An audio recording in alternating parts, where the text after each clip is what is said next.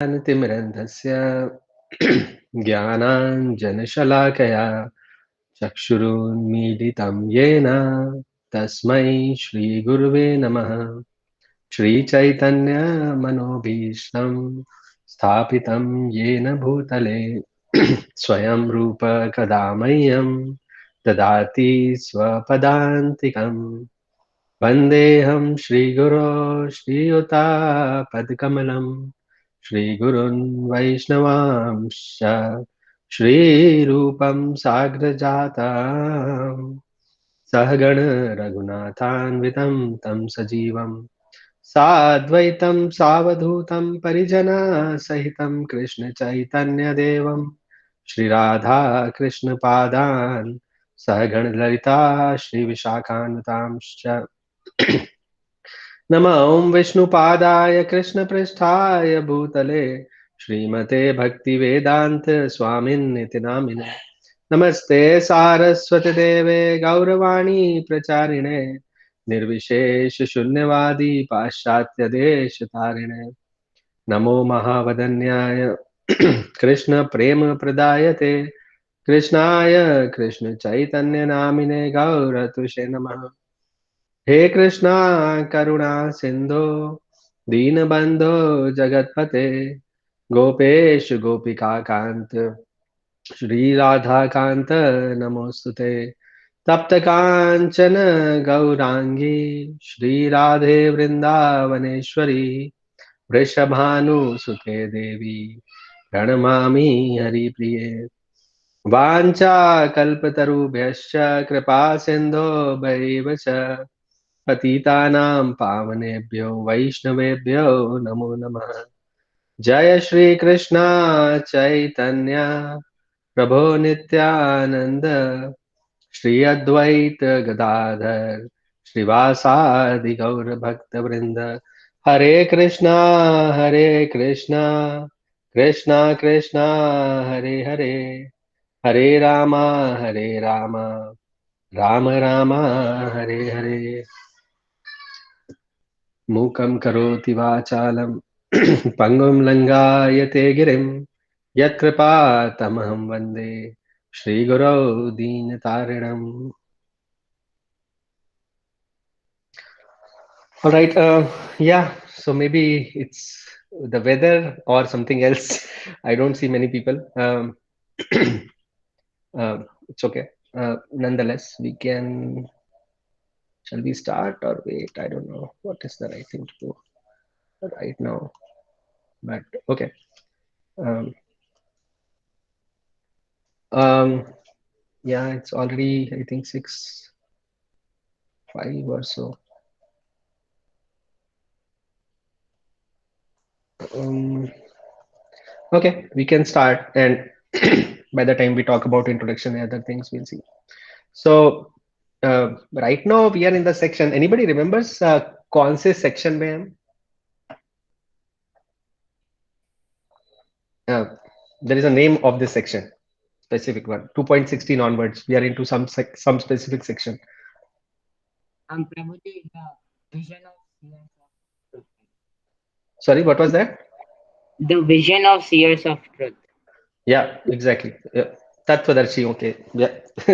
So correct. So Krishna basically 2.16 onwards till 2.25, he'll keep on talking about verses which are uh, a lot of them are picked up from scriptures as it is. And the good part or the the very interesting thing that he establishes in this section is that what does he establishes? What do you think? What is he trying to establish by repeating the seers of truth की बातें repeat करके?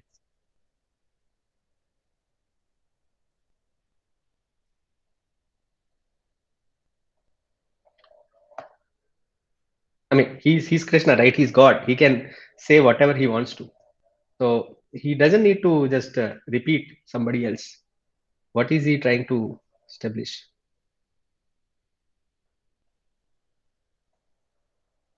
Okay. Maybe I should start asking people like randomly. Anybody? Yeah. Yes, Master. Uh, Prabhuji, I mean, this is my Hmm. understanding.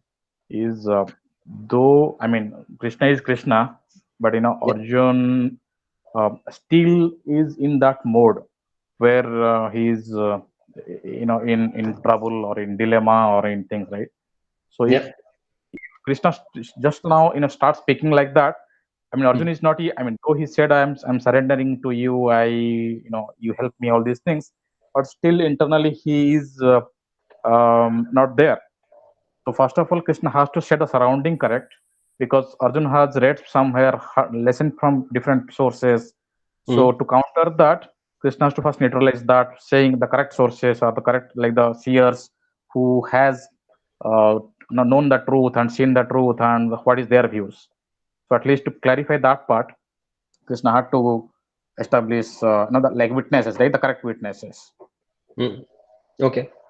Yeah, that's correct what you're saying. Actually, I mean, one thing which, but there's more to it. I mean, really, because one thing definitely is there कि अर्जुन ने भी काफी शास्त्र की बातें की थी एक पॉइंट पे कि शास्त्रों में ऐसा लिखा है, नो, कुल की स्त्रियां दूषित हो जाएंगी and variety of things. So that had to be, but that was from a different point of view. That's also from Shastras. It's not that they are not from Shastras. Just that Krishna takes the level of conversation to a very very high level. Okay, very different level. मतलब basics पे बातें कर रहे हैं यहाँ पे.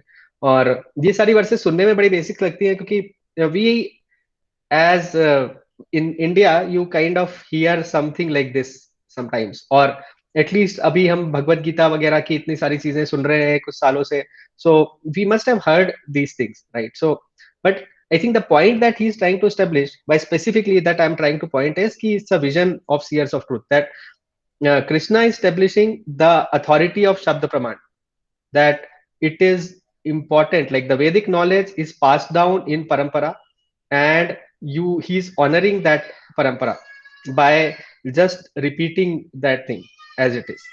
Okay, and it is actually as it is. I mean, कथा उपनिषद में आपको वर्सेस मिल जाएंगी as it is जैसी, okay, जो यहाँ पर कोट हो रही है, so with one word here and there kind of things. So all he's trying to establish is kisi, like the Vedic knowledge is not like a matter of inventing some new ideas, but it is about understanding, realizing, and repeating the same thing. That's what it is all about. Nothing is actually there to be invented, by the way. Like अगर हमारा जो शास्त्र है ना, जो Vedas are so huge that almost everything is covered there. Okay, whatever line of thought you can think of, be it atheism or non-atheism, these are like very very high level things, but even much deeper than that, that is also part of it. uh just a second, I'm getting a call, I'll just take it.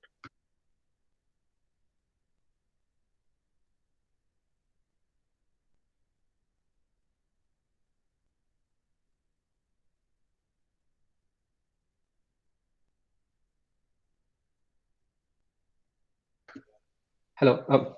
Yeah. Okay. Sorry about this. So some random things. So that's what Krishna is trying to establish, that shastras are the pramana. I mean the प्रत्यक्ष और अनुमान उस तरह से अपने वैदिक knowledge में बिल्कुल भी अप्लाई नहीं होता है, और इन जनरल भी अप्लाई नहीं होता है. सो so that is what he's trying to tell here, and we'll talk about it as we proceed. So let's go further. Any questions so far on the previous verses or anywhere, whatever we talked about so far? Okay. Fine, so we can go further. Okay. All right. Okay, something is messed up here. So basically, essentially what Krishna is saying in this section, at least 16 to 19, is that both the class of philosopher, be it personalist or impersonalist, right, both clearly agree that there is a soul which is permanent, and then there is a body which is changeable, or like it's non-permanent, it always changes. So that is agreed by all class of transcendentalists. That's the section that we are into, right? And anyways, we'll talk about these things as we proceed. So let's let's go to verse 18. Okay. Anybody remembers verse 17? What was discussed, by the way, so far? Any remembrance? It was just last week, I believe. It was told that the soul spreads all over the body. It just said that it is indestructible. Like, that the soul is indestructible. That's so it talked about the quality of the soul. That's all it talked about. That soul is indestructible. Okay, and it is, of course, it's pervaded in the entire body in form of consciousness, right? So it actually indicated about that there is something called soul, and which is eternal, which is not changeable.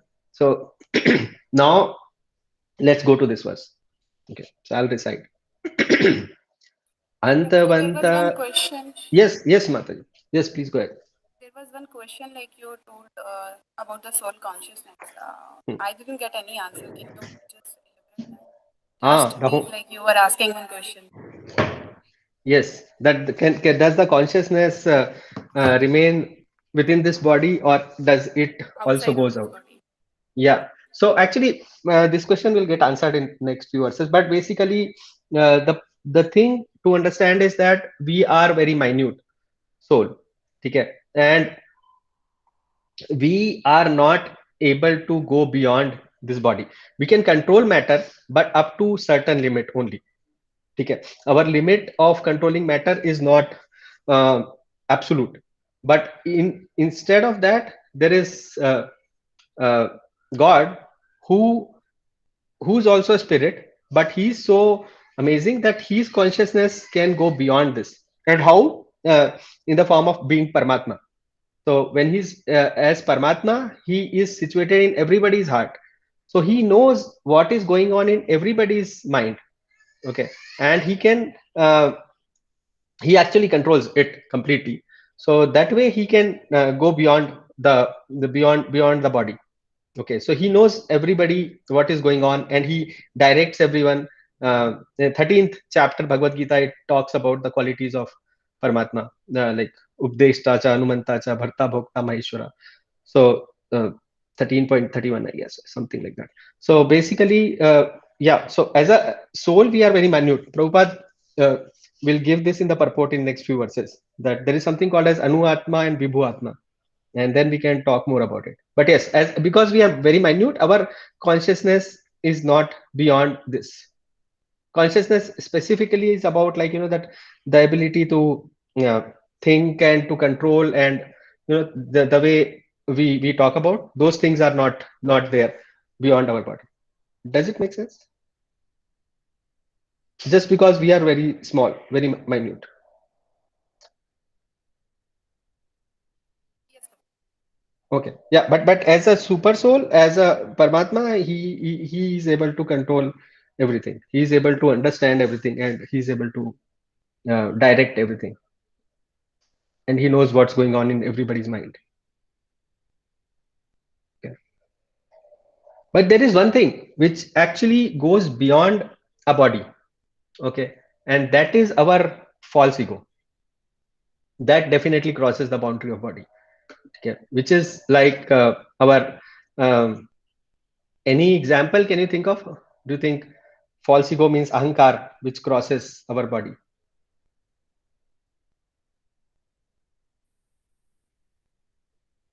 So ahankar is the feeling of that I am this body, kind of a thing, right? This is me, right? कि मतलब ये जो सामने दिख रहा है, that is me. That feeling is given by specifically by ahankar. So that crosses the boundary big time. Like, अगर हम देखेंगे तो ये सोसाइटी मेरी है, करेक्ट, और ये कार मेरी है, ये घर मेरा है, ये देश मेरा है, राइट? सो ये दूसरे देश वाले जो बाजू के देश वाले हैं, वो मेरे नहीं है, एंड इस देश वाले लोग मेरे हैं.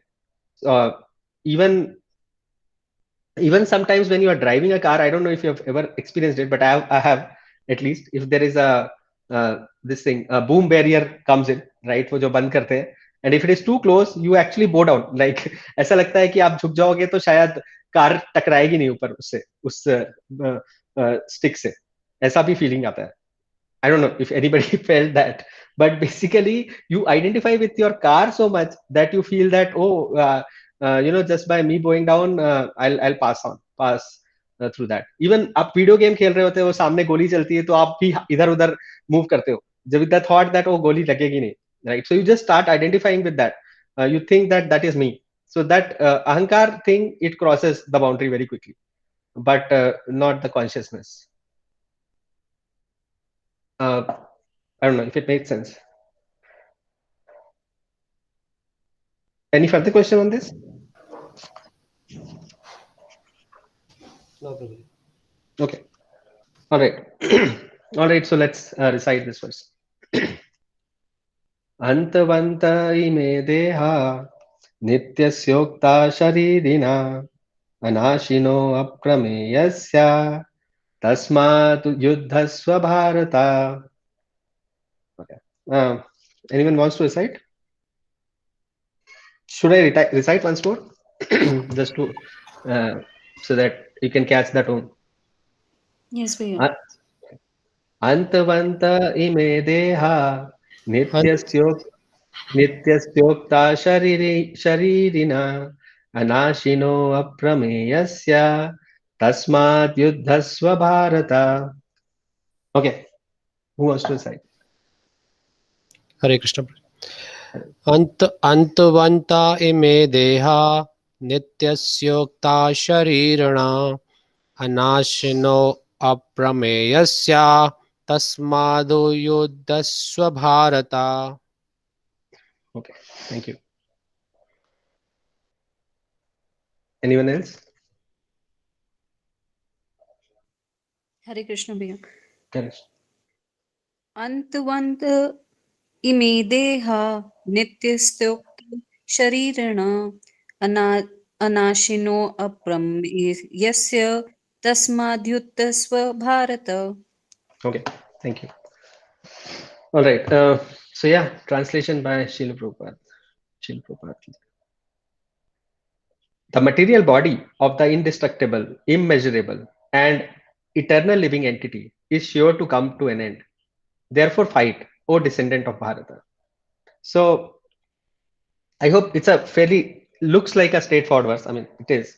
So, basically, yeah, but we don't realize the meaning of this.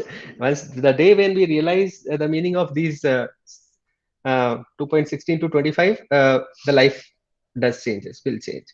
So, what he's saying is that, see, the previous verse, it talks about that soul, right? कि जो soul है, ये permanent है. It is permanent, right? It doesn't changes. While the second, this verse specifically talks about now body.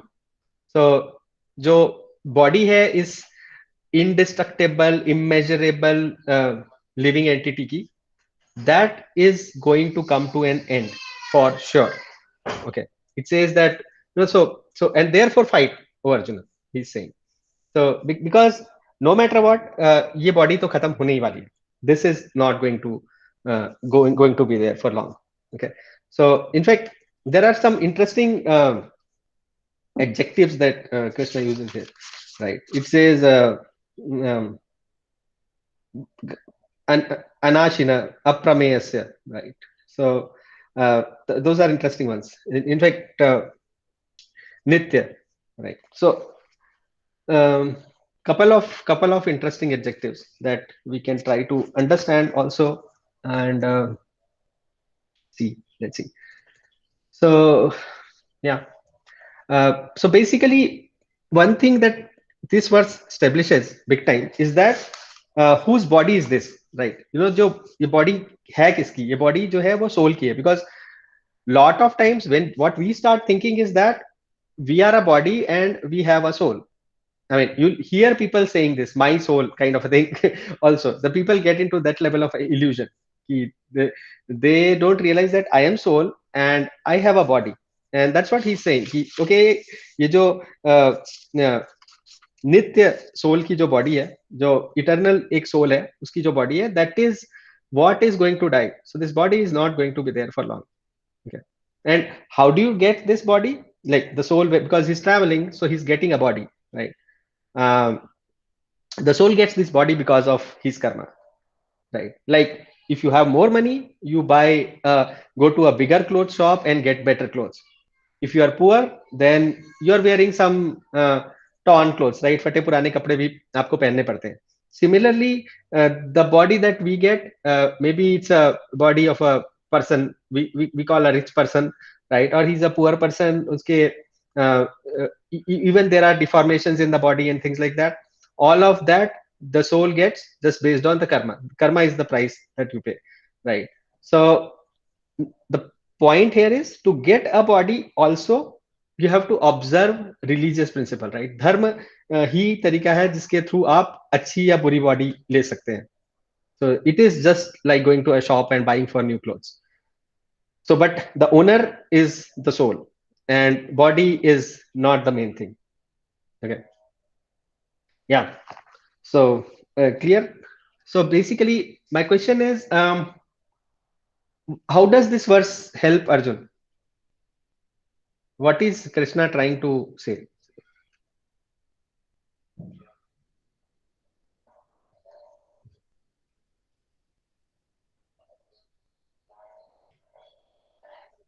It's a simple question, basically. There's no twist to it. Like, what is why Krishna says this verse? He This doesn't want he doesn't want Arjun doesn't want to fight because he's thinking like all the opponents are the body, and then uh, he'll lose the relationship with them if he fights. So Krishna says that it's indestructible, and then the body is coming to the end. So he gives him encouragement and then tells him that nothing will happen. So Arjuna is thinking on bodily level, while Krishna is asking them to don't look on bodily level, because his body is, he's saying that is going to be finished, and then Yeah. Krishna is talking on soul level. So that's Yeah, exactly. So basically, what two things he's saying here, like that soul is never going to get destructed, right? Soul हमेशा जैसा है वैसे ही रहने वाला है, and then so it cannot be killed, and the material body is anyways it cannot be saved, right? So these two logic he gives in this 18 and 19 verse. So based on that it says कि ठीक है अभी कोई चिंता की बात नहीं है, because even if you don't kill them they are going to get killed. So and like the body is going to get killed, so-called body, right, which is already dead. There is nothing serious about it, correct? But जो soul है वो हमेशा eternal है, and that is always going to be there. So you will not be able to kill it also. So इसलिए चिंता की कोई भी बात नहीं है. You can go ahead and just fight, right? So nothing is going to happen by your fighting, because even if you don't uh, uh, separate their body from the soul, even then that is going to happen. That's what is called death, correct? So that cannot be avoided nonetheless. Okay. Yeah. So the next thing, the next question is, in the previous verse, right? So there is something which comes here, which is called aprameyasya, right? Aprameyasya का मतलब होता है immeasurable, that it cannot be measured, right? But the point is कि okay, something is immeasurable, right? I mean, एक point पे amoeba also was immeasurable or something like that, but can't we measure it someday, right? With our mind, with our intelligence, like even by our meditation, okay, or by our speculation, right? Because see, at one point in time people used to think कि अरे हम दूर बैठे हुए आदमी से बात नहीं कर सकते, but by our these power of any of these, right, mind, intelligence, whatever you call it, we are able to talk to people through mobile phones. That's pretty common. So in future क्या हम soul को measure नहीं कर सकते क्या? Even though it is immeasurable right now, like that's okay, but someday we'll be able to measure it, right? What do you think? I don't think science can reach on that level probably. No, but why not? Like एक point पे ये सब छोटी छोटे atom के अंदर के whatever positron, neutrinos, or I don't know what else, quarks, and those things are also measurable now, right? But still they are material, right? They are here. But I think soul is spiritual, and spiritual things cannot be calculated or measured in the material world. What I think. So. Okay. I mean, see, okay, let me confuse you further then. Uh, In the previous verse, Prabhupada gives a verse from Shvetashwar Upanishad, Balagra Shatbhagagra, right, where he says ki soul is 1/10,000 the tip of hair. So it is measured, right?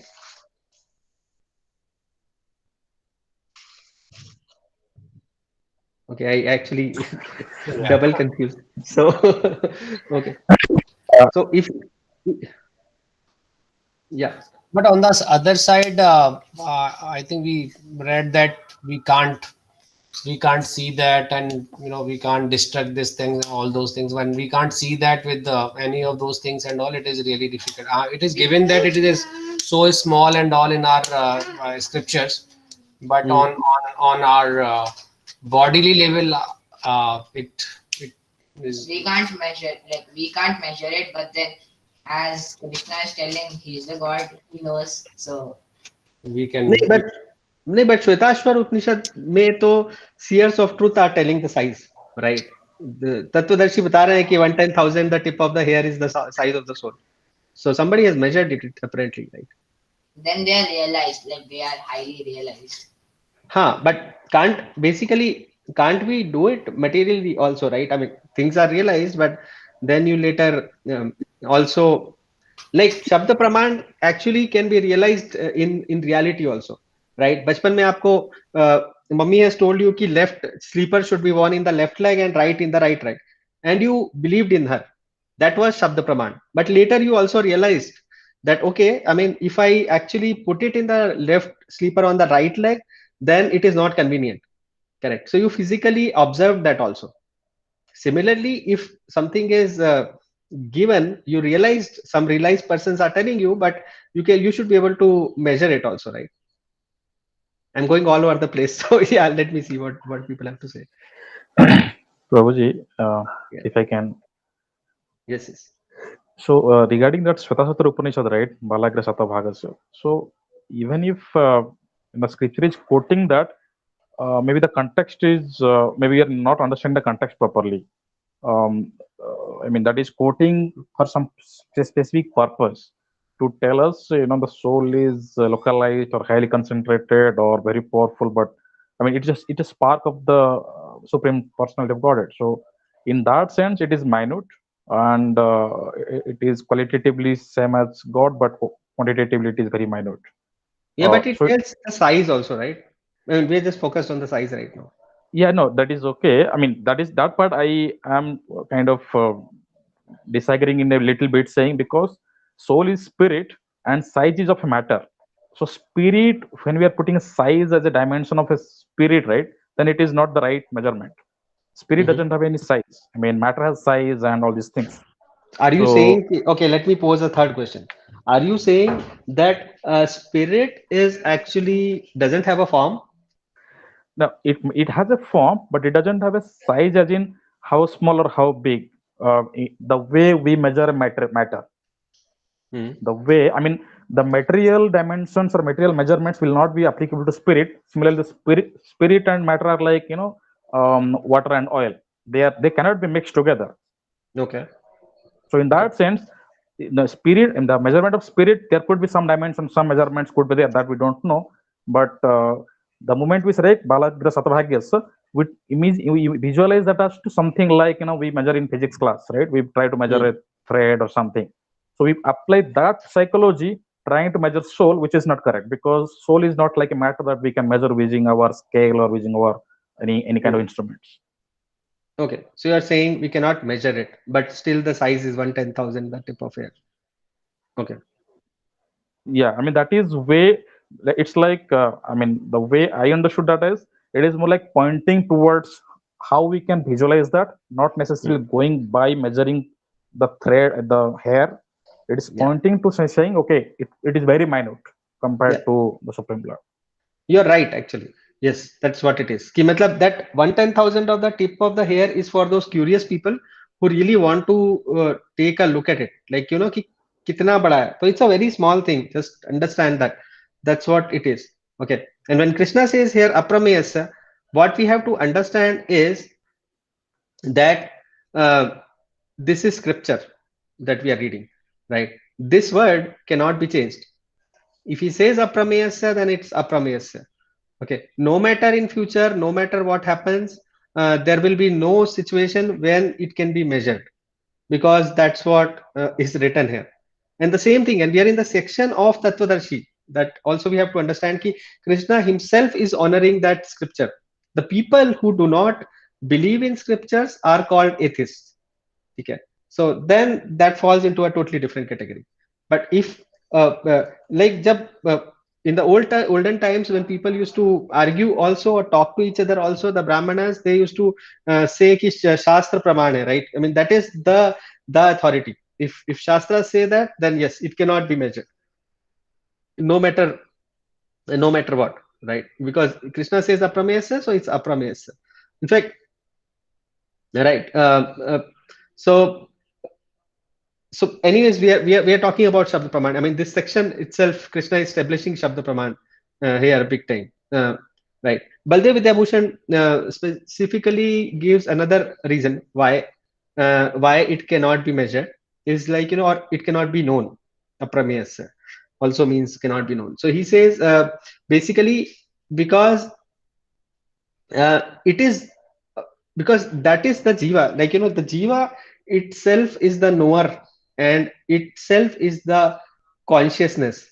Okay, so jiva cannot be known, he says, okay, by material methods. I mean, by no matter material things, as you are saying, Manas Prabhu, basically jiva cannot be understood by material methods, because that is the knower of things. Like, हमें जो पता चलता है, जो consciousness आती है, all that happens through that source. That's how Baldev Vidyabhushan explains this point. But yes, the bottom line, total bottom line is that because it says aprameyasya, yes, then you cannot know it.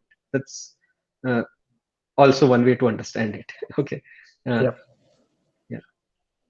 So yeah, and even 1/10,000, the tip of the hair is an immeasurable quantity for for some level.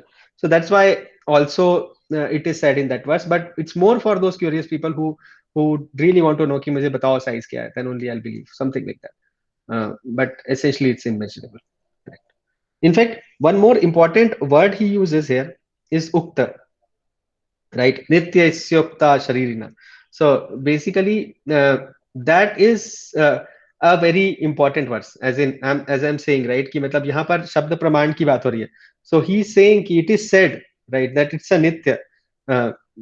So basically it also means that it is realized. I mean that this knowledge was realized by sages, and then it was shared by the sages, right? And okay, and it's his body, right? It says that, oh, it's soul's body, right? So why the body is given to the soul? The body, I mean, it's a simple question, so I'll answer. So body is given to the soul for enjoyment, basically, right? And also for liberation, for both the reasons, right? So because Jiva wanted to enjoy, so the body is given. But of course, this body that we have is also for getting out of this place. So for both the reasons. Now, how any of these can be attained, like either the enjoyment or liberation. That's interesting. Either the enjoyment or liberation can be achieved only by executing dharma. Okay, there is no other way, pretty much. I mean, people, what it means is that you might find people around you who will say कि अरे ये तो कोई धर्म का काम नहीं करते, but they are still enjoying. So yes, they are reaping the fruits of their previous life maybe. Okay, but there is no other way without executing, or people who are doing dharma and you'll say ki they are not enjoying. Oh, they are collecting that account which they'll enjoy later. Okay, but through the execution of dharma only you can get your enjoyment and you can get liberation from this world, both of them. Okay, so yeah, the uber point of this verse basically pretty much is that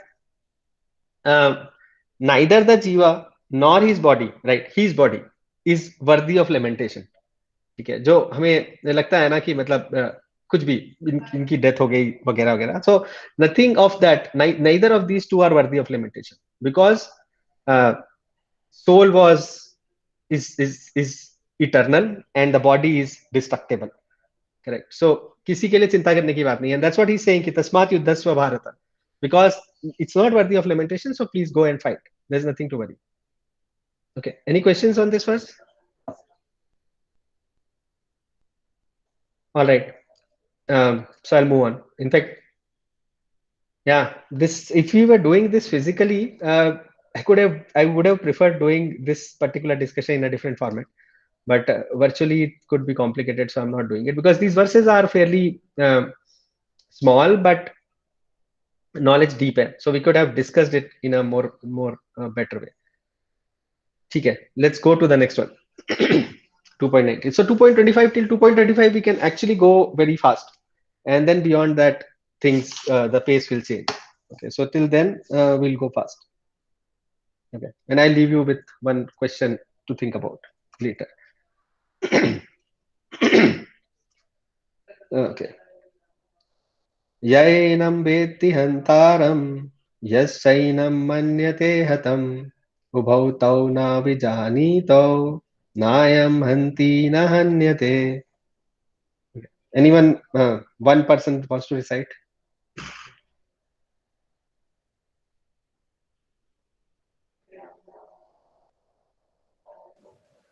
Prabhuji, I'll go. Okay. Yenam beti hantaram yasmain manyate khatam ubahu tahu na bijinata nayam hanti na hanyate. Thank you. All right. Yeah.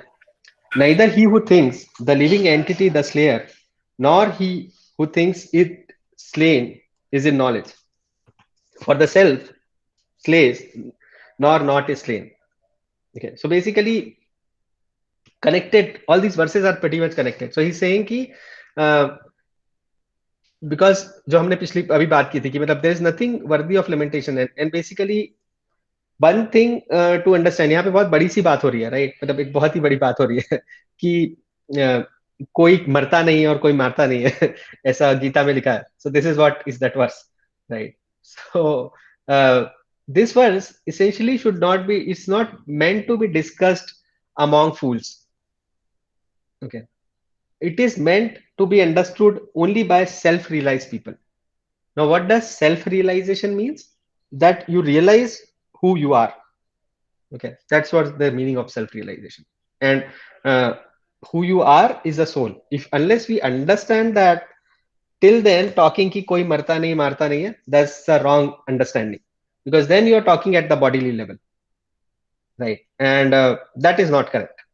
At the bodily level, yes, आप मरते भी हो और मारते भी हो, but not at the level of soul. Nothing of that sort happens, right? So if you think about, right, I mean, the way to understand it is who's dead, right? So the body is already dead and the soul is eternal. So with that, yes, you cannot do either of this. And why soul cannot be killed? Yeah. Okay, let me ask that. Why you cannot kill soul?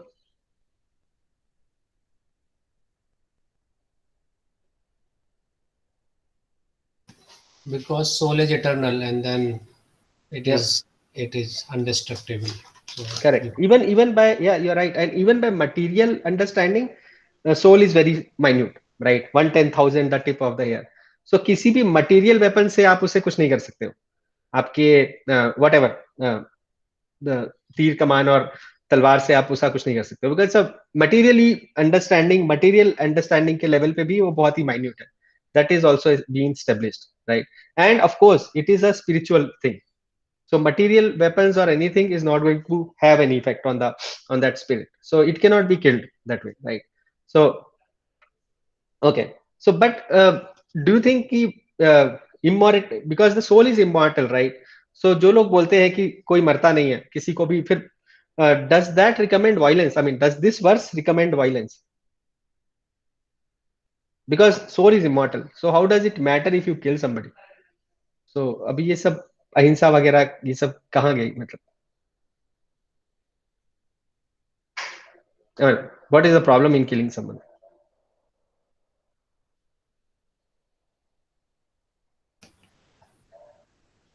Soul is immortal, but it does not mean that that the body who got the soul you just kill it, because every body has its soul, and then it it has its own life. So it does not mean that we should kill the people or kill the animals and all.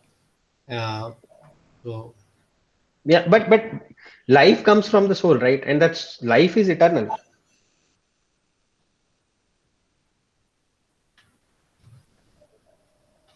yeah. Like the Right.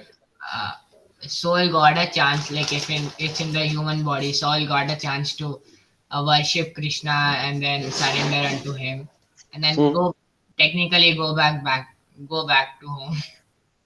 Yeah. So is it okay to kill chickens then? No, they also have a life. He'll be killed next life like that. Huh, but yeah, they have a life, but that life is in soul, right? Yeah. What what's the problem in killing this body? This body is anyways, it says, right? It's going to get destructed anyways. So if we, if we want to go back again and stop this cycle of birth and death and get into the, the karma cycle. So that if we, in the way of violence or anything, if we are doing killing anybody, either a human or a animal, we will come back in this cycle of birth and death, and we'll never go back to Krishna.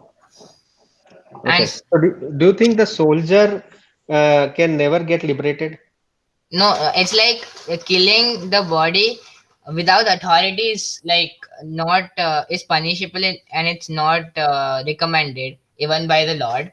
But then Arjuna here, Kshatriya, so he should fight, and his principle of religion is killing the enemies. So the soldier is there to protect the country. So Hmm. he's doing his karma, and then if some terrorist attack, then killing them is not a big fault, but killing a chicken for eating is punishable. Yeah. Yeah. In fact, Prabhupada purport में एक specific बात बोलते हैं माँ हिंस्यात् सर्वभूतानि. He says that Vedas say कि never commit violence to anyone. That's what Vedas say. So basically, and it is punishable even in the law of land and by in the law of God. Okay, so it is a punishable offense. And yes, some of the principle as you mentioned, right? Ki they have a chance to get liberated and things like that. They apply. But basically, bottom line is ki uh, whimsical killing, right? As a random for no reason, killing is not justified. Uh, right. So, but with the higher authority, yes, it makes sense. Right? We'll talk about what a higher authority means in next verse. But uh, there is no karma if it is done under authority, right? But otherwise, so basically, you get caught in the karma. That's what it is all about. But um, again, karma is not a very big deal, right? If it is under authority, then karma is fine. I mean, you don't get that. Okay. It actually is about what level you are living. It's actually is about that is the substance to be understood कि अगर आप bodily level पे जी रहे हो तो definitely you are going to get karma. ठीक है. You have to be at that level of soul, which is not very easy, and then these things change. The whole paradigm changes. ठीक है. Then nothing matters. Even apparently so called अच्छी और बुरी चीजों का definition change हो जाता है. Right. Yeah, Srila Prabhupada once actually in US they got a place to build the temple, and that place was the place where they used to uh, do like kind of what is it called, post-mortem and stuff like that of humans. Okay, things like that. I mean, there have been huge amount of such things which happened, and charo taraf, like there was a platform where they used to put the body and dissect it and all sort of things, and everybody was scared. I mean, like even the disciples, everybody was like, "ये इतना अच्छी जगह नहीं है," and but they were getting it for cheap. But Prabhupada was like, he was not even bothered. He could not even see all those things. Ki blood stains hai wall mein and things like that. he was totally focused on Krishna. He said कि अरे ये platform जो है ना इस पे ही altar होगा. This will look so beautiful, and this is the place where we'll put this thing, and this is where the lectures will happen, and this is where kirtans will happen, and this is all what he could see in that hall. Okay, nothing of this killing, nothing of blood and violence or whatever. It depends which level we are, and things transform for us. Like it's all about consciousness. Okay, it's all about being able to elevate. I mean, and this is not theory. Like some people say कि नहीं नहीं ये सब ठीक है. See, the problem is that what we are hearing is a very high level of philosophy, but why our life doesn't change? It doesn't change because we just kind of होता है ना खा पी के डकार गया, like you just digest it, like you don't want to actually apply it, you don't want to even think about it. Okay, कि ये सब तो ठीक है, but what about my house and my family and my life and things like that. So this level, if you are able to realize at this level, then the life will definitely change. It cannot be the same anymore, right? I mean, yeah, and then the way karma works and the way the rest of the things work, they all will change accordingly. So yeah, so under proper authority, there is no killing pretty much, because the soul is eternal, right? So yeah, and at the level of the gyan that we are hearing right now, there is no body, right? I mean, and there is only soul. There's nothing called body there, and anything related to body, that also doesn't exist. So things totally change, right? And what is killed or what appears to be killed is the body only, correct? But yes, we have to keep in mind that never commit violence to everyone. That is the word of the scriptures, because we are not at this level yet, right? So and why soul is should be kept in the body, as Kavya said, is because so that he can perform dharma. Okay. And taking not allowing him to perform dharma is called himsa. Okay. And for that you get this karma. That's the principle, and that is not okay. Correct. And yes, I mean chicken also, yes, no matter what, right? Under without being under the guidance of authority, even killing the chicken is not okay, because a soul, it's a soul, right? It has a right to live, like in the body, whatever. But yes, if it is under proper authority, then maybe it's fine, then that's not a problem. Under authority, it's okay. If some authority says that yes, you can kill chicken, might be okay. But right, so Prabhupada once said कि मतलब we eat vegetarian or non-vegetarian, we don't care that much. I mean, अगर हमें non-veg खाना होगा तो हम खाएंगे, but if Krishna accepts that, then we'll offer him and we'll eat. Okay, so that was his level, that it doesn't matter, because if it is authorized, then that's fine. How does it matter? But it's not authorized, so that's why we don't eat. Yeah. But Prabhu, for the other religions, when people says that okay, this is meat eating or those kind of thing is okay, are they really following their dharmas or their authorities? So nowhere in the scriptures, also their scriptures, see, Christians, the first commandment that is there, it says thou shalt not kill. Okay. um, be it any religion. I mean, if you see, while going to US, I've actually couple of times noticed in Dubai, the people who are going for Hajj, if you actually see them now, so they appear a lot like Vaishnavas. I mean, like it's actually amazing, and it's very, very surprising to see that. But I said that thing, looking at them always, I I actually think there is something very interesting. So basically, if you see them, normally you'll see them with big beard, with a variety of things, right?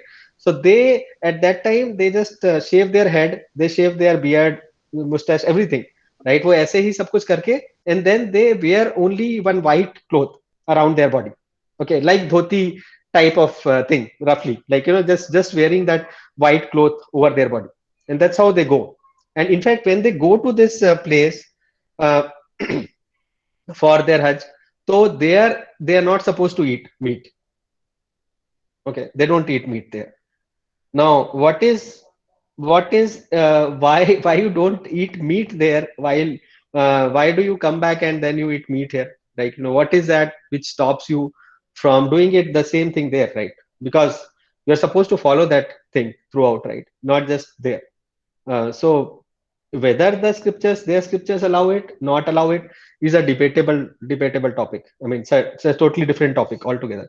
Bhakti Vinod Thakur once wrote a book on this, comparing these two things, Islam and Vaishnavism, and there he talked about a lot of such things. But basically, another thing to understand is ki yes, it depends on at what level they are in, like what level those people are in also. They are following some things, they ended up in that place because of their some level, and at that level they are given some knowledge, right? So that they get just somewhat elevated कि ठीक है अपना वो जाओ हज पे जाओ, and then at least don't eat meat then, or whatever. Sometimes you do uh, um, even Christians don't eat meat in some of the days, right? When they don't do that. So at least restrict yourself, do some austerity, and then get elevated. But yeah, the bigger principle is that yes, you should never eat. That's the right level. The authority means who's. What does authority means, by the way? Because you said, right, they have authority. Authority means somebody who's in perfect knowledge. Okay, that person can be an authority, not anybody else, right? Not anybody just can say that, why I'm authority, and you just authority means like that, right? I mean, a person like Sachin Tendulkar, he's an authority for cricket, so he knows, he's in knowledge of that, something like that, right? A person who really understands the true knowledge can be an authority, not anybody else. Bona fide spiritual master, uh, bona fide authority, right? So yeah, does it make sense? So, Prabhuji, for Hmm. a spiritual bona fide authority, we can say spiritual master. But on the top of that, we take the authority from Shastras, or we consider the authentic authority from a spiritual master No, completely.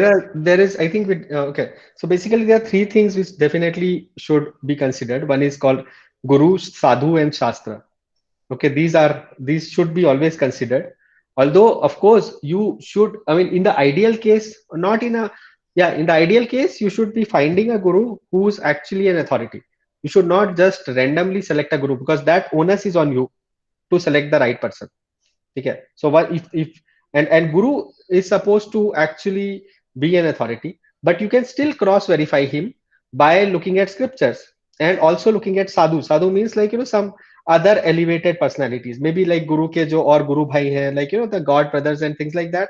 And whatever these three authorities tell you is what you should follow. That's a wise thing to do. But in general, guru should be good enough. I mean, if you if you if you need to verify, then it means, like, you have not done your due diligence, basically, uh, to find the right guru. But yes, it's okay if Shastra says something like Bali Maharaj rejected Shukracharya just because, as per Shastras, Vishnu is supreme, and whatever he's everything is meant to serve Vishnu. So Bali Maharaj said that no, I mean, like, if Shukracharya is telling him that don't give him the this uh, boon of like 3 feet measure of land, then he's saying it wrong, and I don't accept him as a guru. That's what Bali Maharaj did, because it was not matching with Shastras. Okay, because Guru is the one who actually teaches you Shastras also. You get that knowledge from Guru. It doesn't come on your own. You cannot go purchase a book and get the knowledge. The Vedic knowledge only comes through mercy of Guru, nothing else. Okay. Okay. Does it? I mean, it clarifies, right? That yes, Right. you can verify it, cross verify. You should Okay. normally. Thanks. Okay.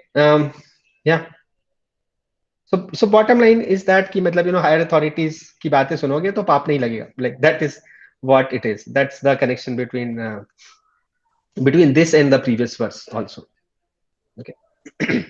Where he says कि तस्मात् युद्धस्व भारत, कि मतलब, so yeah, in fact, interestingly, just to also tell you is that this particular verse is almost as it is from Katha Upanishad.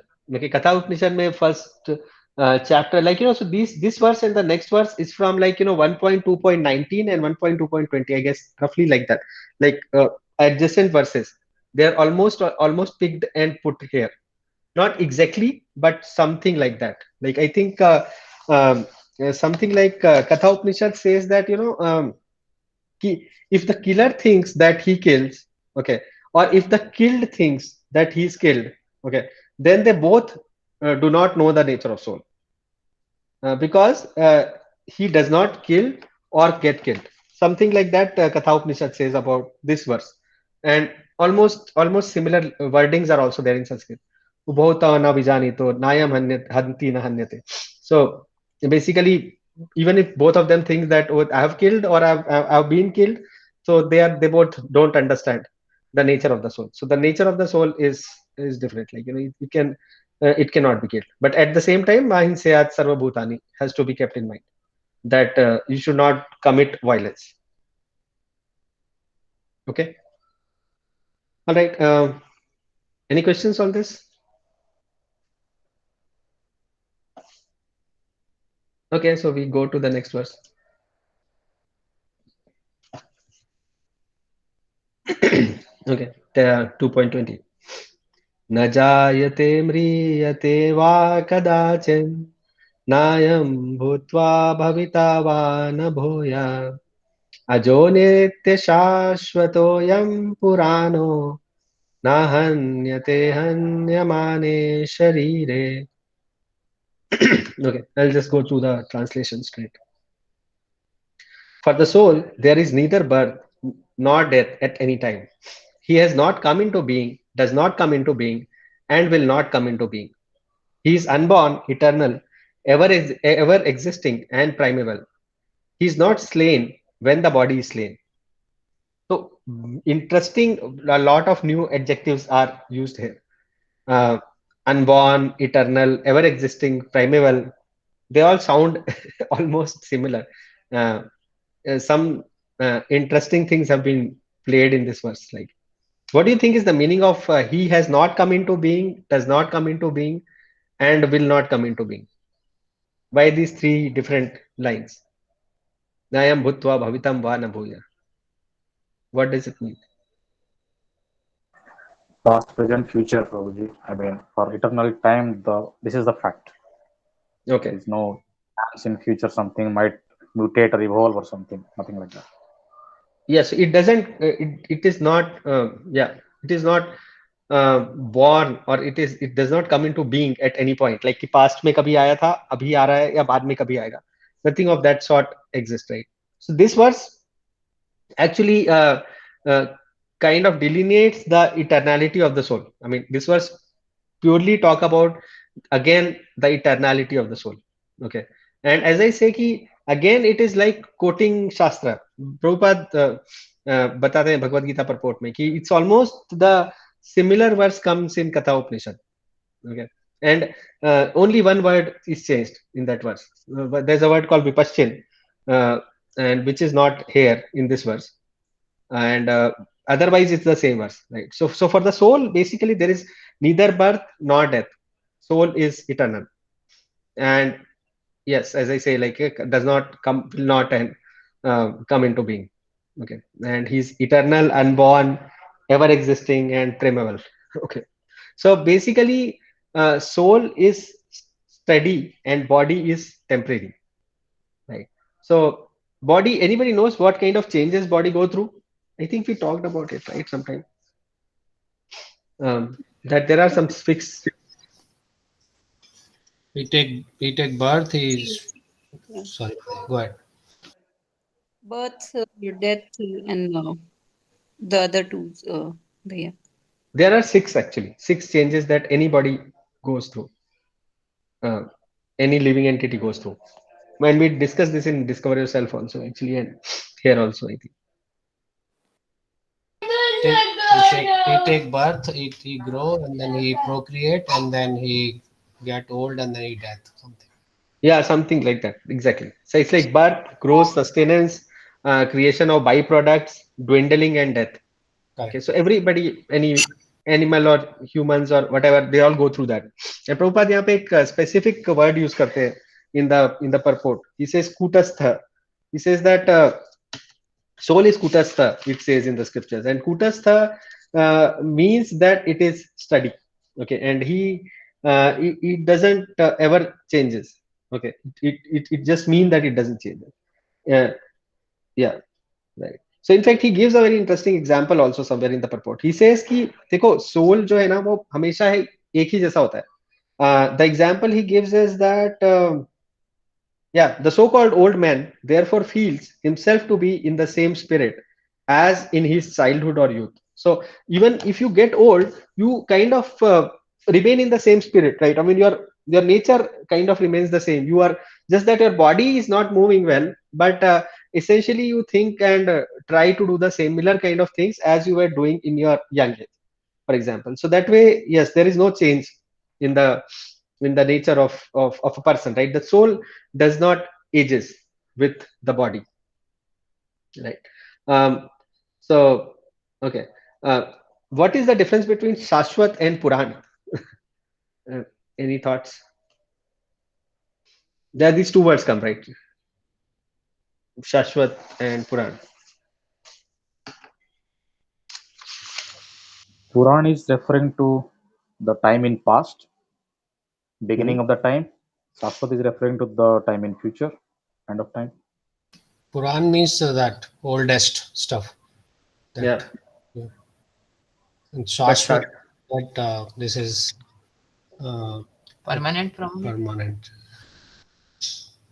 yeah.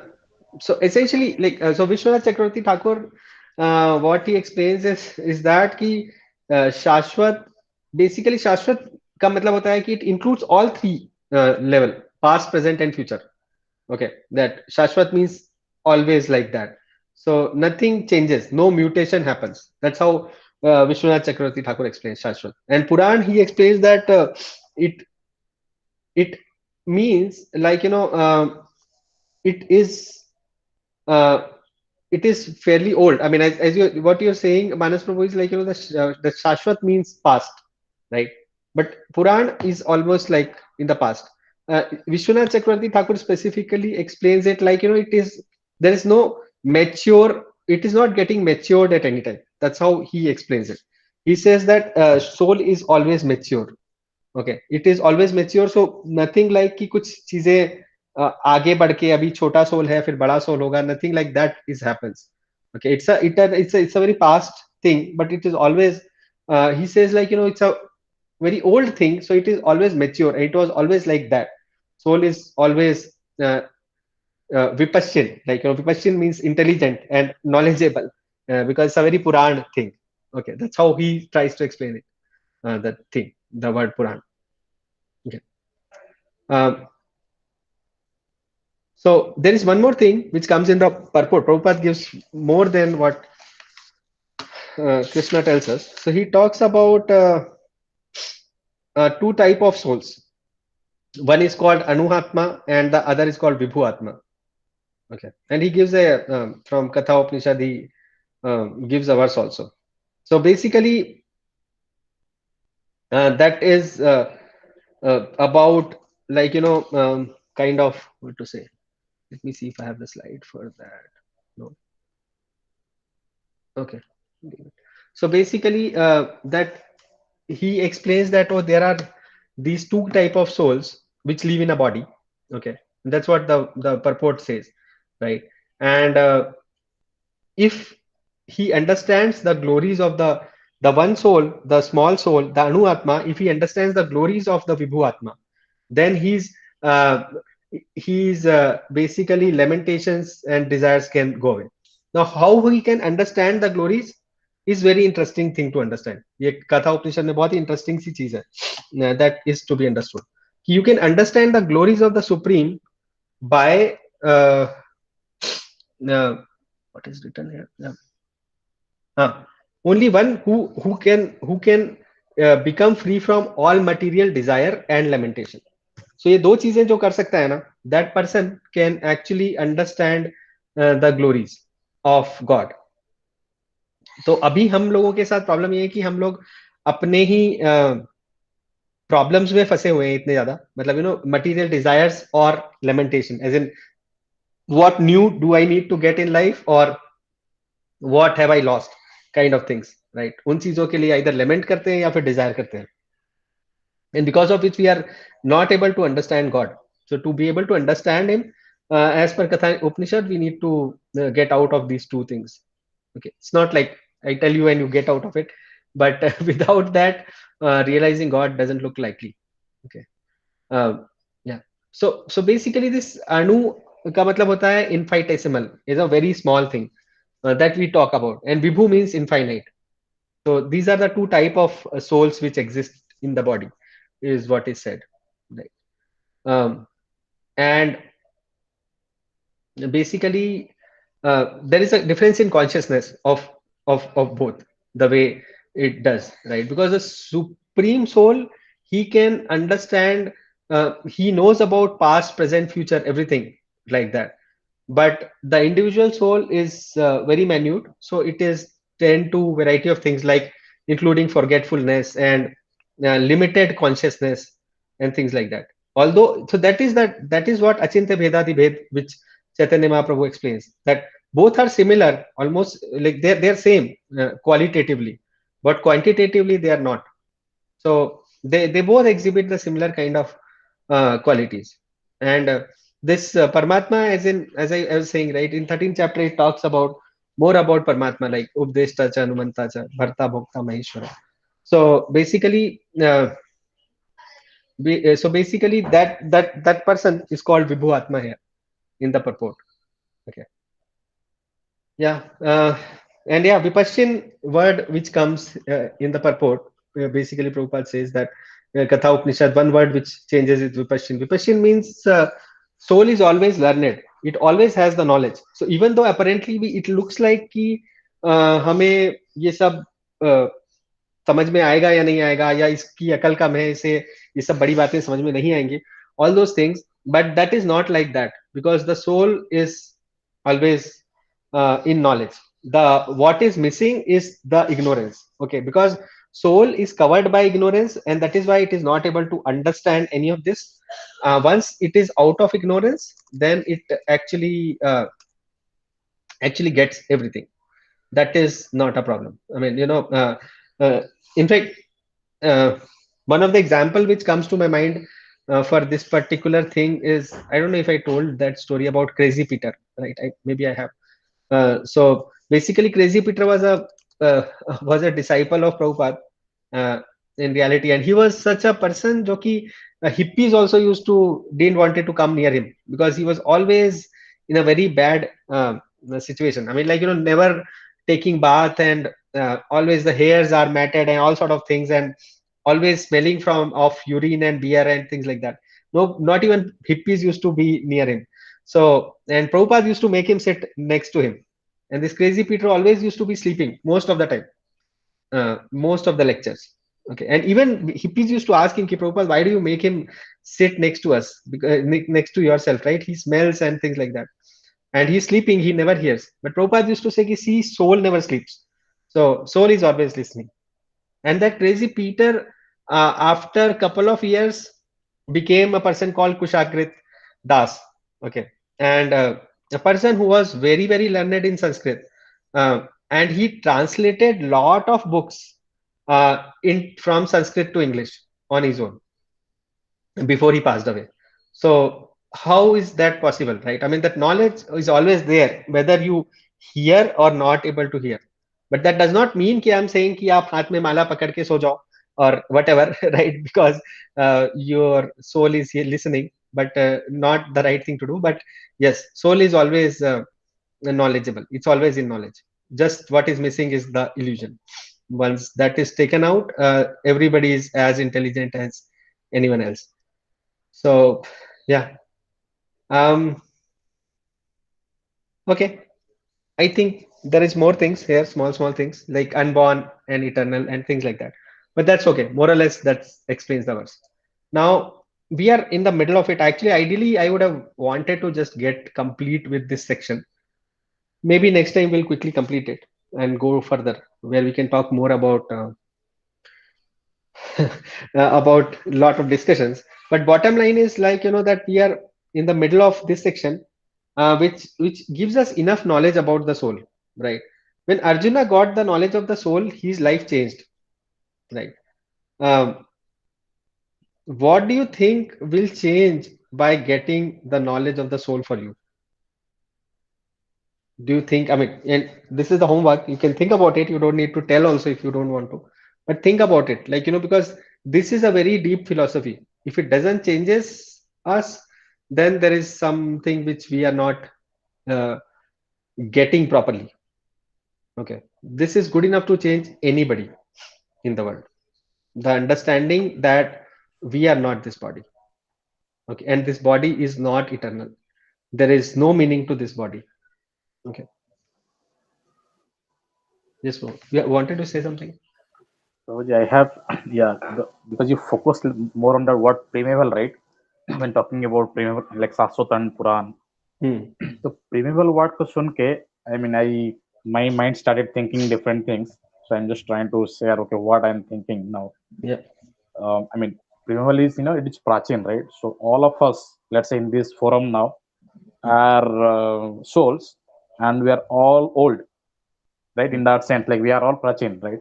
Yeah. So if I, let's say if I see a room in let's say in this forum or in any room where we have starting from kids to people in 90s or nearing 100 or something with gray hair or white hair, all these things, right? In the eternity of time, like all of us are like Prachin, and Yeah. maybe somebody is 100 years more than somebody else in this existence, but in the eternity of time, we like it is infinity plus one, like we are like that much, right? So understanding that, right? I mean, if you look around our society or people around us, then let's say, I mean, at a material level, we say happy birthday or this or that, right? So we are celebrating birthday only for this period, not for the entire, our existence, Prachin, That is only for the body. I mean, this birthday and that they are only for the body, only for the right? body. Yeah. So, if you get that, if this concept sinks in, then the way we see is right. We are all Prachin. I mean, we have been here, we have been there. I mean, all Yeah. throughout. So I did very deep actually. Yeah. More deeper than that also is that we are we are not basically the owner of any of this. I mean, like, this entire material thing, the way he says, right? Yeah, j- basically this body is different. I mean, we are just wearing like the way I'm wearing this kurta or somebody is wearing a shirt. That is how this body is for us. Okay, and we are totally different than this. In fact, this entire material world where we are sitting right now is not something that is natural to us. It is not ours anyways. It was never ours. When we landed here in this world, तो ये सब कुछ हमारा नहीं था. And we just picked up some things and we said, oh, this is mine and this is mine and things like that. Never was it ours and never will it be ours. Okay. And we are just, as in, think of it like, as a, you just go sit in a spaceship and you go to a different planet, and nothing is your there, but you just start claiming some land as yours and stuff like that. But essentially that planet is not natural to you also, like, this place is not natural to us. We are supposed to go back, and there we have some, our real business is different. That is like, that we are the part and parcel of God. We are the servant of God. That's our real identity. This is not our world. Okay.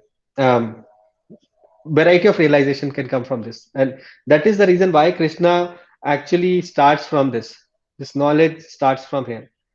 This is called jnana. This is the essence of everything. Okay, it is the ABC of spirituality. Nothing else can build, can be made without this understanding of soul. All the yogas, everything starts from here. So this part has to be really understood. The reason why Krishna is repeating this again and again from different angle is that this knowledge is not easy to understand. Not It apparently looks like बहुत simple verses हैं, फटाफट खत्म कर सकते हैं चाहे तो, but it is not easy to hold or realize, and that's why he is repeating.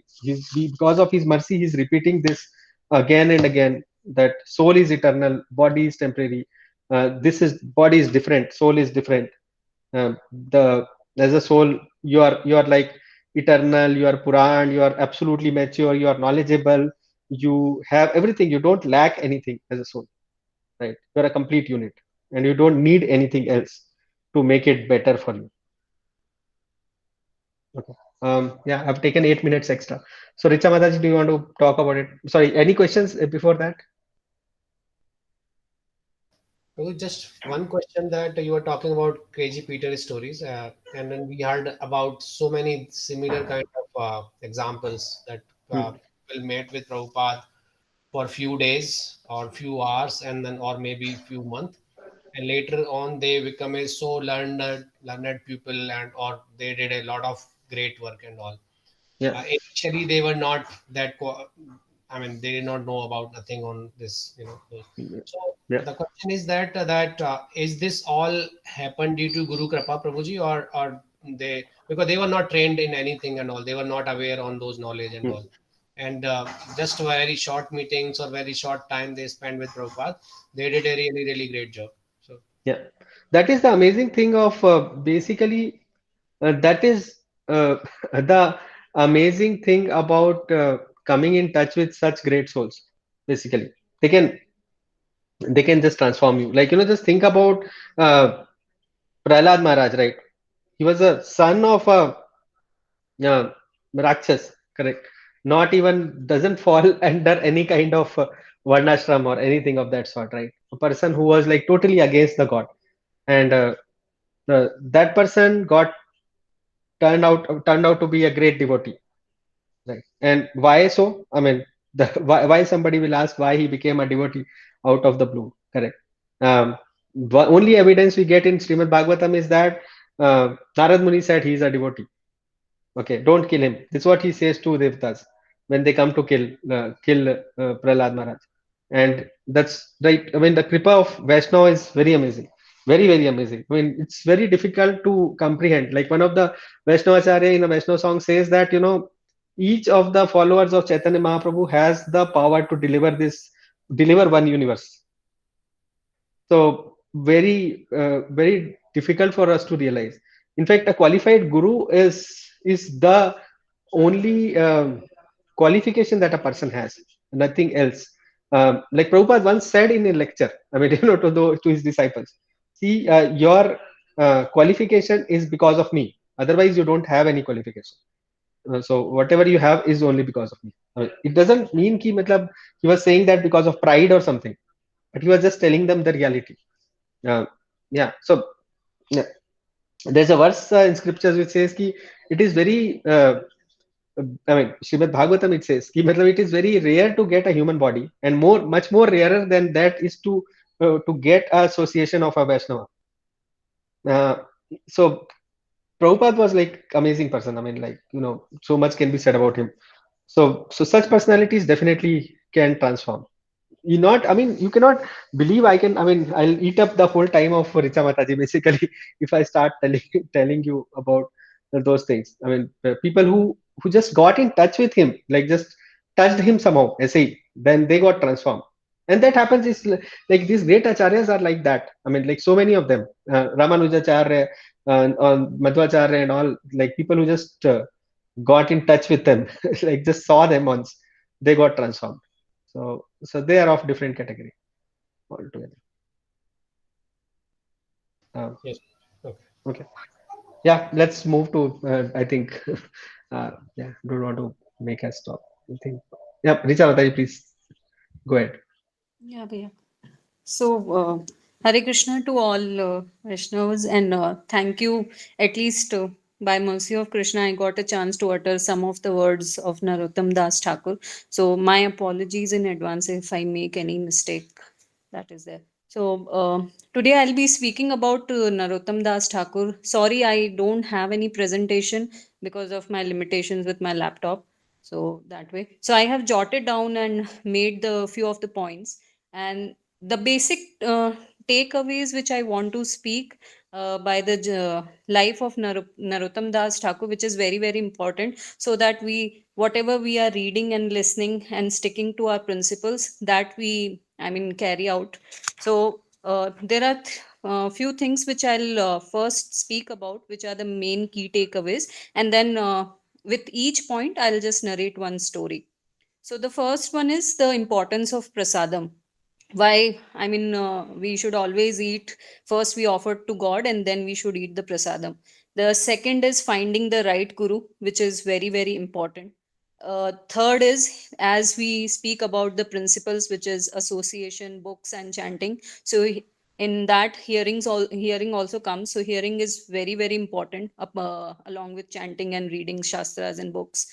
The fourth is not criticizing any devotees or anybody, which just, I mean, we fall from one level if we do that.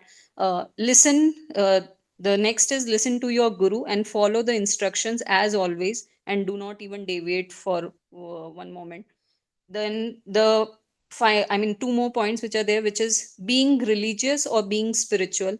So what is the difference? Then importance of shastras, and how when we go through all these processes, how a fearless person is different from a fearful person, which is normal ordinary person, that way. So by I mean, Narottam Das Thakur was a king, and he was born in a, I mean, in a king house. So his mother's and father's name were Krishna Anand Datta and Narayani Devi.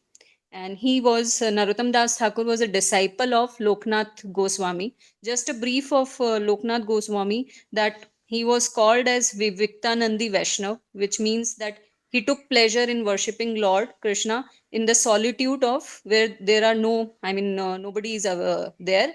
And he took the vow that he will not have any disciples. But Narottam Das was the only and only person which he initiated, that way. And Loknath Goswami was actually a very personal devotee of Chaitanya Mahaprabhu, and he was the only, I mean, he was the first to be told to go to Vrindavan and in the Gaudiya Sampradaya. So that way.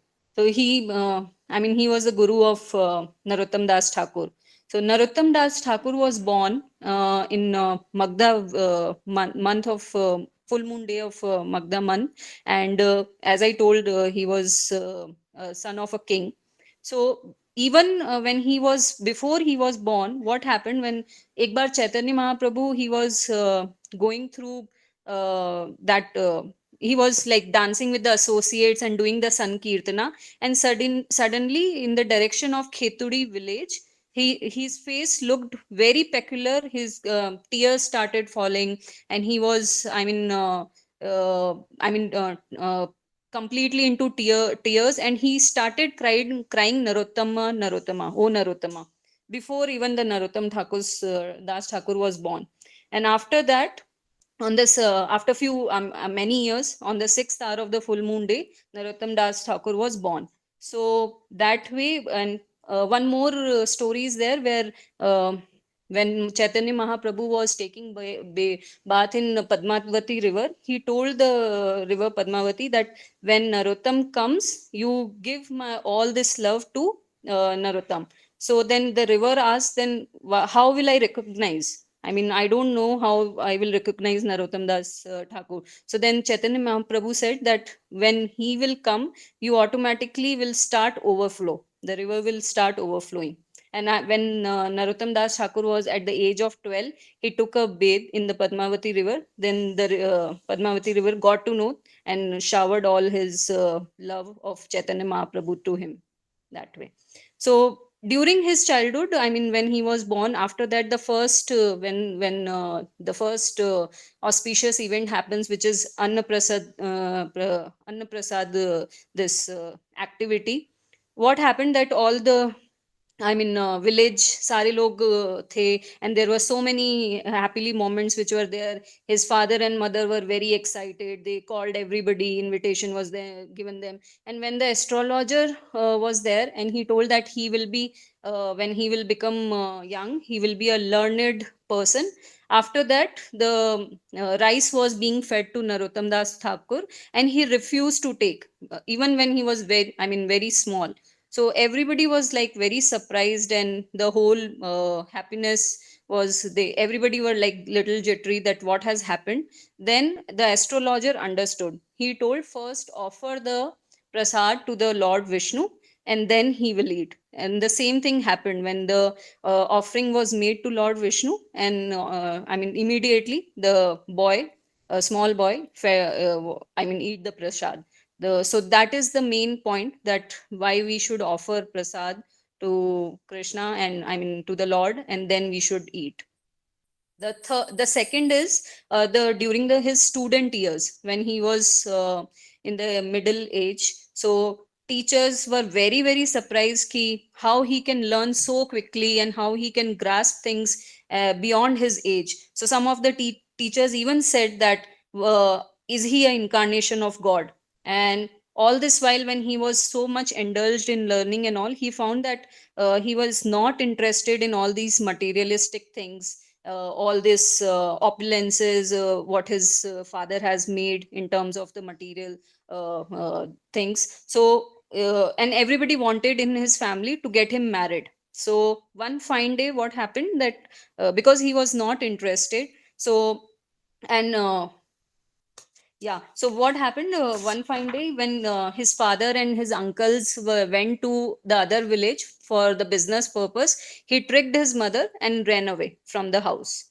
And that's how his journey started towards, Vrindavan. So he got a dream. Before he ran away, he got a dream that Chaitanya Mahaprabhu came in his dream, and when he was fall asleep, or he saw all the splendid beauty of Chaitanya Mahaprabhu, even he was not able to, define it. So he fell on the feet of Lord, shedding tears, and then he was being told by Chaitanya Mahaprabhu ki aap Vrindavan jaiye, and you will get a initiation from Loknath Goswami.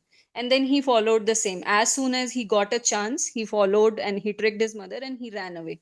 So the journey to Vrindavan, what happened is that when he first took bath in Vishmakarma Ghat as soon as he reached near the Vrindavan, and bathed in Yamuna river and started the kirtan. So same Jiva Goswami and even Srinivas Acharya and other people, they got the dream that Narottam will be coming soon, and you should invite him, and give him the association of all these learned people. So जैसे ही जीवा गोस्वामी को पता चला कि he is there, and Srinivas Acharya also met him. So later on, Srinivas Acharya and Narottam Das Thakur became very very close friends, and they were very close that way. So after that, Jiva Goswami took him to Loknath Swami, and as soon as, even in Loknath Swami's dream, Chaitanya Mahaprabhu came, and he told ki Narottam will be coming, and you have to give initiation to this boy. So after he met Loknath Swami, he was very happy because finally he met the Guru. So then my second point comes, that when you find the right guru, even if because Loknath Swami was very very, he made a vow that वो किसी को भी initiation नहीं देंगे.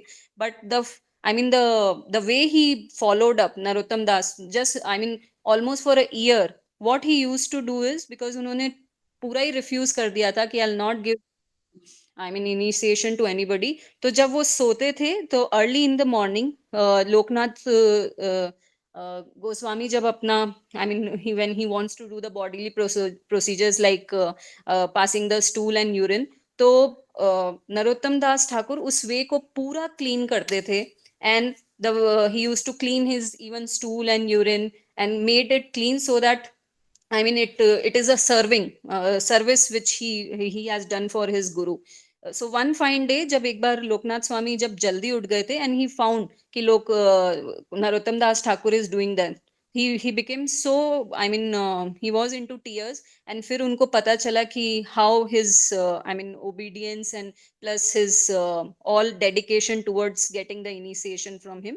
तो जब लोकनाथ स्वामी गोस्वामी ने decide किया कि वो उनको इनिशिएशन देंगे. So finding a right guru, even during the journey to the Vrindavan, he met so many acharyas, so renowned learners. But he was so dedicated, plus decided that he will only get initiation from the right guru, from his right guru, which is who is Loknath Goswami. The third thing is hearing and chanting, which is very very important. So जब से वो छोटे से थे तब से उन्होंने like from Krishnadas Kaviraj Goswami and so many acharya, he keep on listening to the pastimes of Chaitanya Mahaprabhu, and he always used to be in tears and in trance and ecstasy, that when he used to hear about Chaitanya Mahaprabhu, Nityananda, and all these acharyas. So why hearing is all very very important. Then what happened after that? Taking shelter of Loknath Goswami, which I have already mentioned. Now coming to the glories of Narottam Das Thakur. So when he was once passing by one school, there was a learned and Brahman who insulted Narottam Das Thakur. He kept on saying that you are a Shudra, you are a Shudra. And what happened? All of a sudden, all the limbs of Brahmana started melting, and he got the leprosy. So that Brahmana was, worshipper of Durga Devi. And after he insulted Narottam Das Thakur, Durga Devi came in his dream and he told, "You are a fool. You have made the Bhagavad pure devotee calling as Shudra, and you can't be delivered even if you take millions and millions of birth. It is only who can, who, if you go again to Narottam Das Thakur and ask for the mercy, then only you can get liberated." So then this Brahmana went and requested and said apologies to the Narottam Das Thakur, and that's how after on he became the one of the devotee of Narottam Das Thakur. So that is the third point, that we should never, fourth point, that we should never criticize anybody, including devotees. So that way. Again, what happened is, the second story is about Narottam Das Thakur and Ramchandra Kaviraj. एक दिन वो Padmavati river के पास they were taking bath, and they met to brahmanas, छोटे बच्चों से मिले, और दोनों बच्चे they were herding with many goats and sheep. So Narottam Das Thakur asked that, why, what, have you gone, are you doing the Krishna Bhakti? So, उन दोनों बच्चों ने बोला कि we are son of Shivanand Acharya, who is the जमींदार, और because हमारे घर में दुर्गा पूजा हो रही है, इसलिए हम इन goats और sheep को लेकर जा रहे हैं, and because they will be slaughtered for the Durga Puja. Then Narottam Das Thakur spoke to them about the truth of Bhagavad and how karma can be performed. If it is performed in mode of passion and ignorance, then of course the practice of karma can make you to a heavenly planets, but you can again fall after a short time. And he again give one more example, that अगर आप सब में परमात्मा को देख रहे हैं, then it's a violence to others, and it's a false ego by killing even the animals. So worship the supreme lord and get rid of this birth and death cycle, which we have already discussed in this our today's class. So दोनों ब्राह्मण जो बच्चे थे, उन्होंने they fell on the feet of Narottam Das Thakur, and they got into the Krishna Bhakti. But जैसे ही उनके father को पता चला, he got very very furious, and then he told that then again this point comes, that being religious and spiritual, how it makes a difference. So the father was a very good worshipper of Durga, even though in his house the shalagram used to be worshipped, but he left that in the mode of ignorance and passion, and he started worshipping Durga. And what he told when he found these his two boys totally into Krishna Bhakti, he told, why you are doing that? Because we are Brahmanas, and how come they are converting you to Vaishnavas? We are superior and we should not be, otherwise एक दिन ऐसा आएगा कि सारे Brahmins वैष्णव में convert हो जाएंगे. उस मतलब उन्होंने ऐसे बोला. Then what he told, after that the kids didn't listen, and again Durga came in their father's dream, and Durga told that Krishna is the main person, and he's the main master of everyone.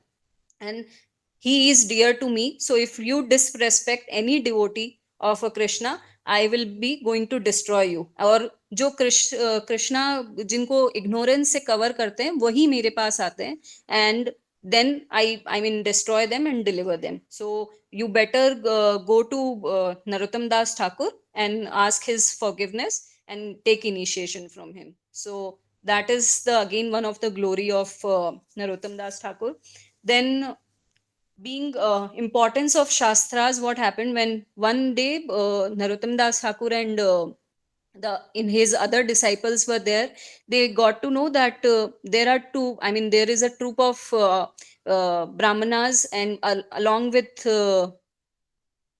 one king, I think, 1 minute, Ramachandra Kaviraj, they came, and because this was happening in during the Navdipa period, so all the brahmanas were getting converted into Vaishnavas and getting into the Krishna bhakti, which they think that it is not right. So उन्होंने क्या किया, king ने बोला कि okay let me accompany you and take all the renowned scholars and all. If you will be able to defeat Narottam Das Thakur and all, then it is okay, and then I will agree what you are saying. So जब वो enter हुए तो नरोत्तम दास ठाकुर के जो भी 2 disciples थे, उन्होंने ये जैसे ही उन्हें पता लगा कि आ रहा है राजा नरसिंगा उन डिसाइपल्स को लेके, सो रामचंद्र कविराज और गंगा नारायण चक्रवर्ती, ये दोनों अपने आप को as a shopkeeper they made themselves and I mean disguise themselves,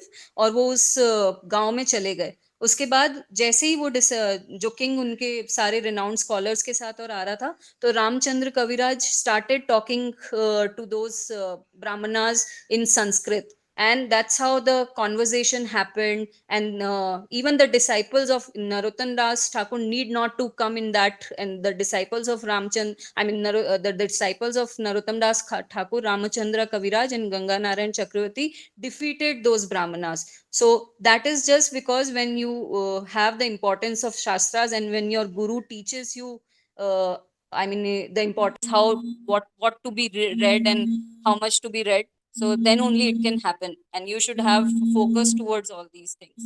And the last thing, which is again being fearless, when Narottam Das Thakur visited one village, there was one person called as Vripad Das.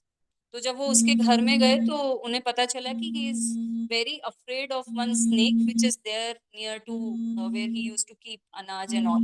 So he told, don't go because there is a snake there, and I'm fearful of that snake.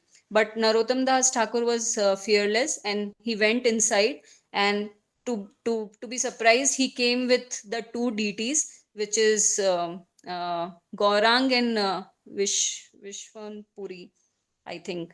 So everybody was surprised that he is not fearful of that snake, and that snake converted into the 2 deities which was there. So this is all about Narottam Das Thakur, and he has written beautiful, I mean in terms of the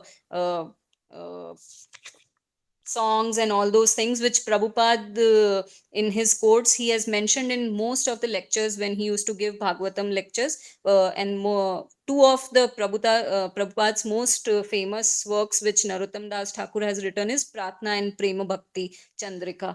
So one of the song which we have sung together when we were present in our physical class, so that we will be sharing later. Yep. Thank you, Mataji. Actually, yeah, very wonderful. Thank you.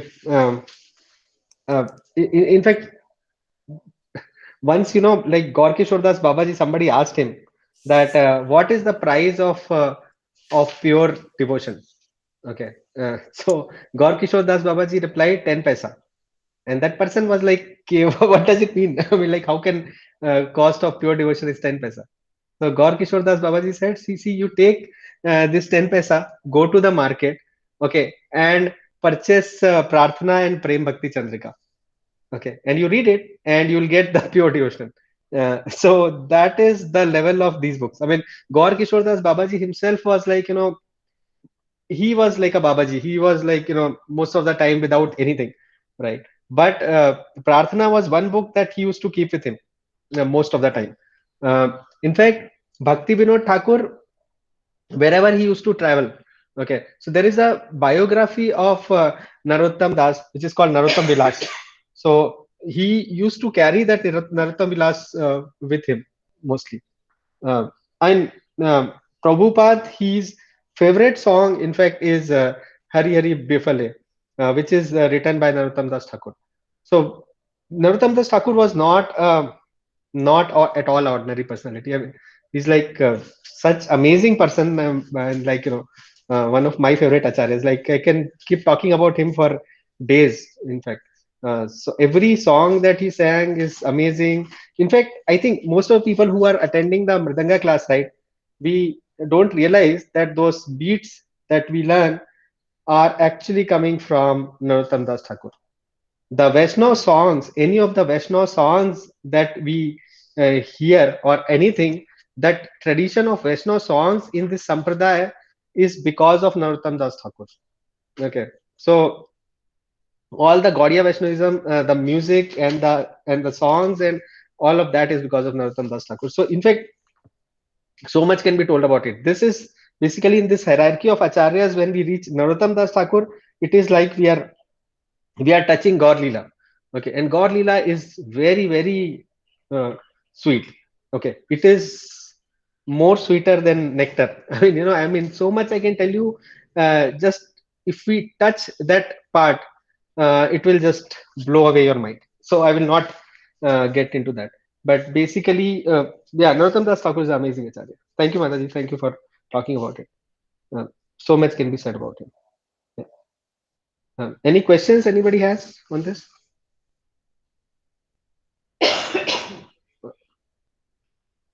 Okay. Should we sing one song from of Narottam Das Thakur? Yes, Prabhuji. Yes, please. Okay. Okay, let me turn off my mic, my headphone 1 minute.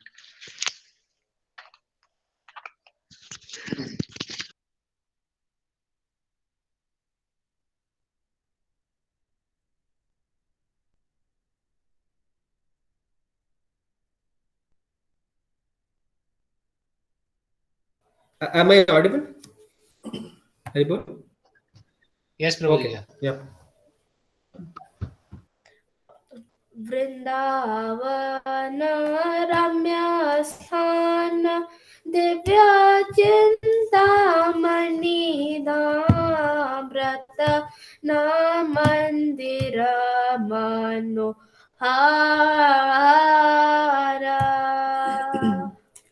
Vrindavan रम्य स्थान दिव्य चिंतामणि रतनमंदिर मनोहारम्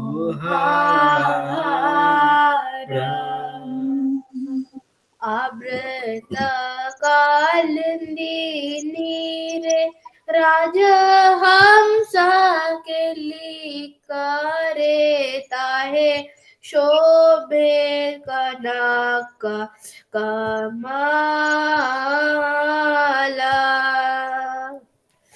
अमृत कालिंदी नीरे राजहंस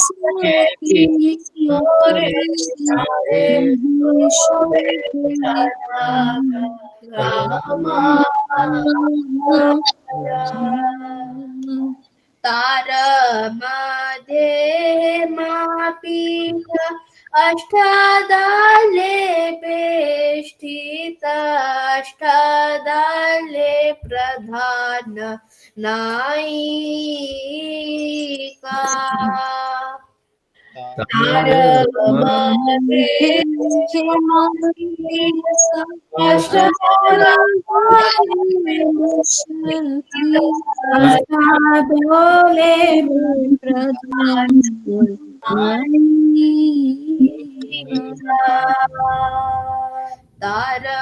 मध्ये रत्नासने बसिया छे दुई जने श्याम संगे सुंदरी राधिका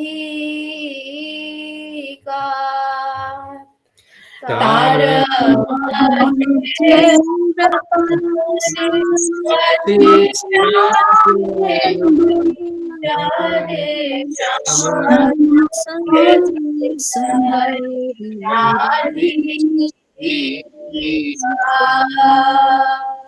ओ रूप लावण्य राशि आमिया बारी छे खासी हास्य पारी हास्य संभा सने और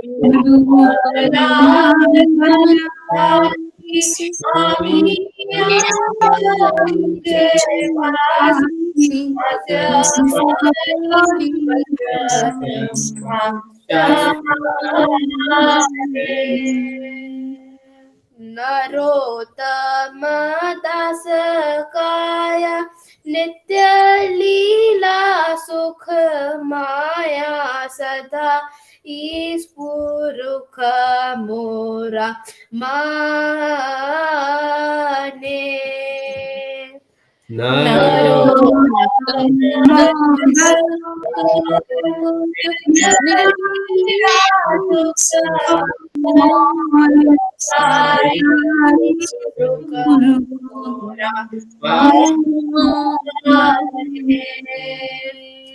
वृंदावन रम्य स्थान दिव्य चिंतामणि धाम रत न मंदिर मनोहारा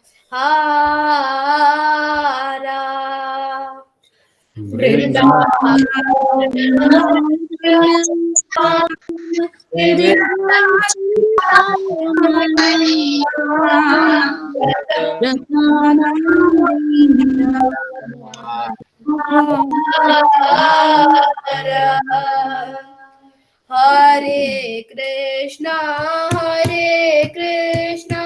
Krishna Krishna Hare Hare Hare Ram Ram Ram Hare Hare Hare Krishna Krishna Krishna Hare Hare Ram Ram Hare Hare Hare Krishna Krishna Krishna Hare Hare Hare Ram Ram Ram Hare Hare Hare Krishna Krishna Krishna Hare Hare Hare Ram Ram Ram Hare Hare Shri Narottam Das Thakur ki jai. For those who didn't realize the meaning, I'll just read it quickly. Beautiful Vrindavan is filled with Chintamani gems and many jewel palaces and temples. Many regal swans play in the water of the Yamuna, and in those waters a splendid golden lotus flower grows. Okay. In the middle of that lotus is a golden place surrounded by 8 petals. On these 8 petals, the 8 principals Gopi resides. And in the center, Lord Shyam Sundar and beautiful Srimati Radharani sits on a jewel throne. The great beauty of the divine couple and their charming joking and laughter continuously showers nectar everywhere. Narottam Das says, I pray that these blissful, eternal, transcendental pastimes of the divine couple may be always manifested in my heart. Very good. So basically, Narottam Das Thakur, as a this song, if you think deeply, this is not from this world. This song is a divine vision, which is not of this world. This is from Golok Vrindavan. Like how the pastimes of Radha Krishna and Gopis, how it happens. So yeah. All right. Yeah. Any questions or any thoughts? Okay. Yeah. Just one small thing. Basically, that I actually sent in the group also about Gita sir. Just thought I will let you know that that is one primary way how we are trying to distribute books this time, because we can't go out and we cannot take risk and do things. So it's a simple thing that we actually trying to organize this program where the participants get Bhagavad Gita, and they also get to hear about the essence of Bhagavad Gita. And this is like chapter by chapter will go in 7 days, complete the Bhagavad Gita in 7 days. And that way we'll be able to serve Prabhupada by distributing his books and also spread the knowledge. So that is the thought behind it. And if some of you have met Kanai Taur Prabhu, he's taking Sunday weekend batch for this. A couple of other devotees are taking. There are various batches which are happening like in different languages, like English weekday, English weekend, Hindi weekday, and things like that. I'll also be taking the Hindi weekday batch here, where in like continuous 7 days we'll try to complete Bhagavad Gita in Hindi. So if any of you are interested in registering, you can do that. If possible, please spread this, because that is the only way in this pandemic that we can actually reliably spread this knowledge of Bhagavad Gita. Otherwise, it's not very advisable to go out and do that. So just see if you need more details, you can offline tell me. In fact, there are some services also of for this. If you are interested, let me know. I can connect to people. So yeah. All right. That's all I have for today. Yeah. When the session will start, Prabhuji, on 25th week, or they will start from December 1st week? The dates are there. I think the dates are somewhere like 25th, roughly like that. 25th or 26th is when that week is when we are doing it. Basically, jo weekend wale hai, that will go for 3 weeks, but the weekday ones will complete in 1 week. That is the thought. So that yes, that around lazy, that weekend lazy week of that. Yeah. Okay, Prabhuji, got it. Okay. Yeah. Pihu, Shloka. Okay, Prabhuji. Hare Krishna, Prabhuji. Danvat Pranam. Chanchalam hi manah Krishna Pramathi baldav dridam tasyaham vigraham manye vayoripsu dushkaram. Translation: the mind is restless, turbulent, obstinate, and very strong. O Krishna, to subdue it, I think it is more difficult than controlling wind. Thank you. Yeah. All right. Wonderful. Anybody else? Anyone else? Kavyash? Yeah, Prabhu. 18.78 Yatra Yogeshwara Krishno Yatra Partho Dhanurdhara Tatra Shir Vijayo Bhutir Dhruvanetir Matir Mama. Translation: wherever there is Krishna and the master of all mystics, and wherever there is Arjuna, the supreme master, there will be also certainly be opulence, victory, extraordinary power, and morality. This is my opinion. Thank you. You are trying to remember Bhagavad Gita from the last chapter or something? Last.